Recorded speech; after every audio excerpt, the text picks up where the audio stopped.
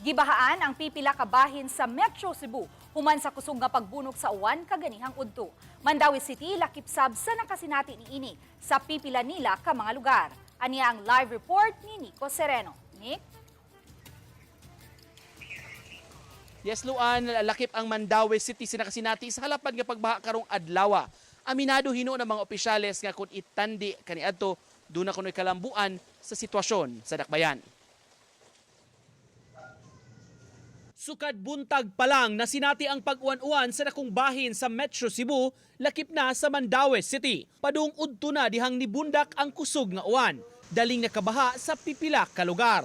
Usa niini sa highway sa barangay Tipolo nga daling nisaka ang level sa tubig. Mabantayan nga makaagira gihapon ang mga sakyanan sa tunga nga lane lang nagsubay. Matod sa City Hall, nagpadayon pa ang pagtrabaho sa drainage system sa dapit ug silingang lugar.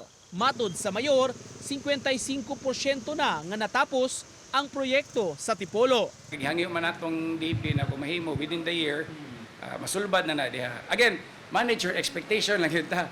No, na kung karon di yun magian, mas paspas na mo subside ang kining flood waters. Kung tanawin ninyo globally, wala man siguro dagkong syudad nga walay baha, no?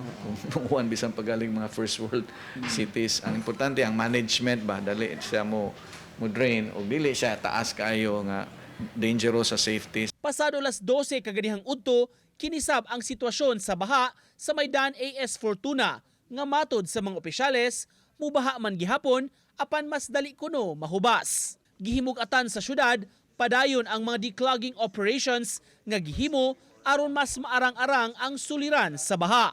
Ubang area sa city, continuous man ang atong declogging sa atong engineering team. No, sige matag declogging. Bisa pag wala pa uwan, sige matag declogging. Sa pag nakinindot nga drainage system na kay mga imbornal, kung maklag up na siya sa basura, usaka mo gyud ang tubig or mo slow down. Mo baha gyud ta, mo awas gina sa mga daan. Luan hangtod ning mga orasa nagpadayon ang pag-uwan-uwan sa dakong bahin dinhi sa Metro Cebu sama ni atong nahimutangan karon dinhi sa apas sa Cebu City sa dakong parte dinhi sa dakbayan ug sa mga kasilinganan ng mga LGUs pabilinta nga gihabulan sa baga kaayo nga dag-om. Luan, Daghang salamat, Nico Sereno.